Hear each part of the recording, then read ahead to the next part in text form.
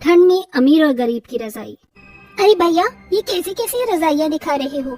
थोड़ी अच्छी और मुलायम रजाई दिखाइए। मैडम जी ये देखिए, ये हमारे यहाँ की सबसे अच्छी रजाइयाँ हैं। हाँ, ये वाली काफी अच्छी है। एक काम करो, ये 5 रजाइयाँ दे दीजिए। मम्मी, आप ये इतनी सारी रजाइयाँ क्यों ले रही हो? हमारे पास तो ऑलरेडी रजाई है ना। रोहन बेटा, ठंड का मौसम शुरू हो गया है, इसलिए मैं इतनी सारी रजाइयाँ ले रही हूँ, ताकि जब एक रजाई को ओढ़कर हम लोग बोर हो जाएं, तो हम न्यू रजाई ओढ़ लें। निमी की बात सुन निमी के घर में काम कर रही नौकरानी शालू सोचती है, ये अमीर लोगों की भी जिंदगी कितनी अच्छी होती है। इनके पास इतनी सारी रजाई होती है, और एक हम गरीब हैं जो फटी पुरानी इकलौती रजाई में न जाने कितनी सर्दियों का मौसम गुजार लेते हैं। शालू मन ही मन अपनी गरीबी के बारे में सोचती है और सारे काम खत्म कर अपने घर जाती है, जहाँ वो देखती है कि उसके दोनों बच्चे ठंड में कपकपाते हुए रो रहे हैं। क्या हुआ बच्चों, तुम रो क्यों रहे हो? माँ, आपने धूप में फटी हुई रजाई रखी थी ना, आपके जाने के बाद अचानक बारिश हो गई और सारी की सारी रजाई भीग के खराब हो गई। अब हम लोग क्या ओढ़ेंगे? हे भगवान, ये तो सारी अत्याचार हम गरीबों पर ही क्यों करती हूँ? ठंड में ये फटी हुई रजाई ही हमारा इकलौता सहारा थी। अब मेरे बच्चों का क्या होगा? इनके पास तो गर्म कपड़े भी नहीं है। शालू, भगवान को कोसने से क्या होगा? इन सब का कारण तो मैं हूँ। अगर मैं ठीक होता तो आज तुम्हें और बच्चों को इतना दुख दर्द नहीं देखना पड़ता। शालू का पति अमर का आधा शरीर पैरालाइज होता है, जिसके चलते वो कुछ काम नहीं कर सकता था, जिसकी वजह से शालू को ही नौकरानी का काम करके अपने घर का गुजारा चलाना पड़ता था। बच्चों, तुम यहीं बैठो, मैं कहीं न कहीं से कुछ इंतजाम करती हूँ। इतना कहकर शालू बाहर मंडी की तरफ निकल जाती है, जहाँ वो देखती है कि काफी सारे सब्जी वाले बैठे हैं, जिनके पास बहुत सारे बोरे रखे हुए हैं। भाई साहब, ये सब्जी का बोरा कितने रुपए का है? अरे ये तो हमारे किसी भी काम का नहीं है। अगर आपको इसकी जरूरत है तो आप इसे ले सकती हैं। शालू सब्जी वाले से बोरे ले आती है और उन्हें आपस में सिलकर उनकी एक चादर बना देती है और अपने बच्चों और पति को उड़ा देती है। माँ, ये तो बहुत चुभ रहा है। हाँ बच्चों, लेकिन अब इस सर्दी से बचने का यही हमारे पास इकलौता सहारा है। ऐसे ही दिन गुजरते हैं और दिन गुजरने के साथ साथ ठंडी का मौसम भी बढ़ता रहता है। अरे ओ महारानी, अभी तक तेरे कपड़े धुले क्या? मालकिन, पानी बहुत ज्यादा ठंडा है। ठंडे पानी में काम करने की वजह से मेरे हाथ पूरी तरह सूज गए हैं। क्या मैं थोड़ा गर्म पानी कर लूं? ओहो, अब इस नौकरानी को कपड़े धोने के लिए गर्म पानी चाहिए।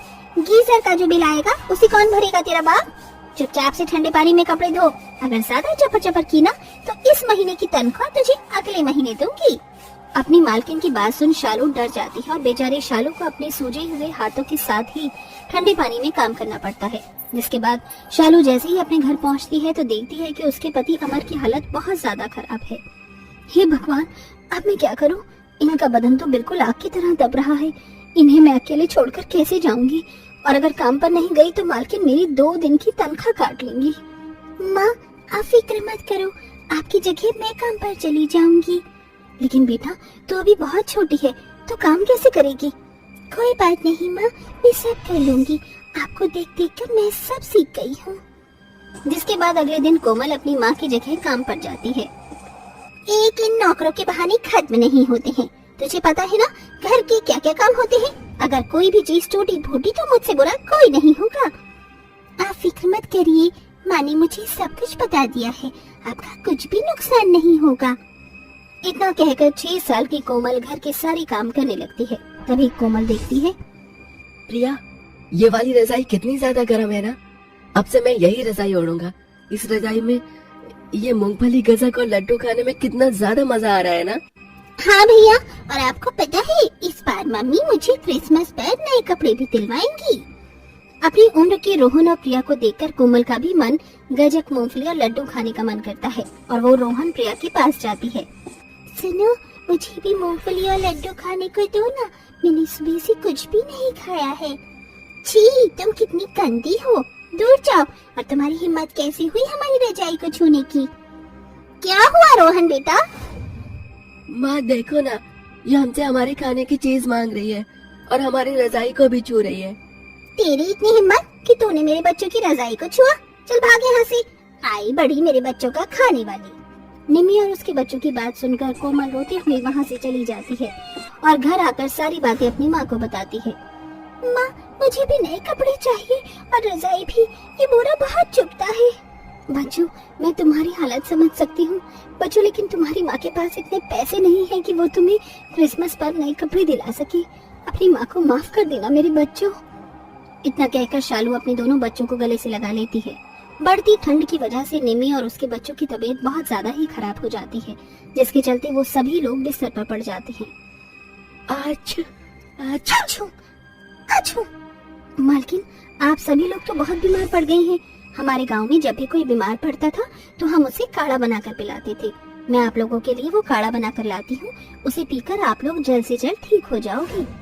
डॉक्टर की दी हुई महंगी दवाइयाँ से तो हम ठीक नहीं हुए, और तुझ गंवार गरीब के दिए हुए काढ़े से हम लोग ठीक हो जाएंगे।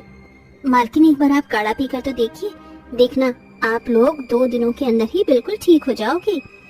शालू देसी तरीके से काढ़ा बनाती है और अपनी मालकिन और उसके बच्चों को पिलाती है, और जब तक वो सब ठीक नहीं हो जाती उनकी दिन रात सेवा करती है। मैंने शालू के साथ कितना गलत बर्ताव किया, लेकिन इसके बावजूद भी आज वो मेरा और मेरे बच्चों का कितना ख्याल रख रही है। हम लोग दिन भर हीटर के सामने गर्म कपड़े पहने और रजाई के अंदर बैठे रहते हैं, तब भी हम लोग बीमार पड़ गए। और बेचारी शालू के शरीर पर तो एक भी गर्म कपड़ा नहीं है। मुझे तो अपने किए पर पछतावा हो रहा है। वैसे ये शालू गई कहाँ? आज तो उसकी सैलरी देनी थी और आज ही जल्दी घर चली गई। कल क्रिसमस है, एक काम करती हूँ, शालू और उसके बच्चों के लिए कुछ सामान ले लेती हूँ और उसकी सैलरी देने उसके घर चली जाती हूँ। वो और उसका परिवार वाले खुश हो जाएंगे। निम्मी शालू और उसके बच्चों के लिए काफी सारा सामान लेती है और उसके घर पहुंच जाती है। लेकिन निम्मी जैसे ही शालू के घर जाती है तो देखती है कि उसका पति पैरालाइज की हालत पर ठंड में कपकपा रहा है। शालू के दोनों बच्चे बोरा ओढ़े एक कोने में बैठे हैं और बेचारी शालू खांसते हुए चूल्हे पर खाना बना रही है। शालू, मालकिन, आप यहाँ क्या कर रही हैं? तुम्हारे परिवार वालों की ऐसी हालत है, तुम्हारा पति ठंड में कांप रहा है, तुम्हारे बच्चों ने बोरे ओढ़ रखे हैं, तुम इतनी ठंड में गरीबी में कैसे रह रही हो? ये तो हम गरीबों की किस्मत में लिखा है। खैर छोड़िए, आप यहाँ बैठिए, मैं आपके लिए चाय बना कर लाती हूँ। शालू, मैं तुम्हारे और तुम्हारे बच्चों के लिए ये गर्म कपड़े और ये रजाई लेकर आई हूँ। कल क्रिसमस है ना, तो मैंने सोचा इससे अच्छा तोहफा क्या ही होगा। और ये लो तुम्हारी तनख्वाह। शालू, मैंने तुम्हारे साथ आज तक जैसा भी बर्ताव किया उसके लिए मुझे माफ कर देना। मुझे अपनी गलती का एहसास हो गया है। आप मुझसे माफी मत मांगिए। आप कहाँ और मैं कहाँ। आपने हम गरीबों के लिए इतनी दरियादिली रखी, यही हम गरीबों के लिए काफी है। आपके एहसान को मैं कभी नहीं भूल पाऊंगी। शालू की बात सुन निम्मी शालू को गले से लगा लेती है, जिसके बाद निम्मी शालू की सैलरी और बढ़ा देती है, जिससे शालू की फाइनेंशियल कंडीशन ठीक होने लगती है। वहीं अब शालू और उसका परिवार सर्दी के मौसम में गर्म कपड़े पहनता है और अच्छी रजाई ओढ़ते हैं।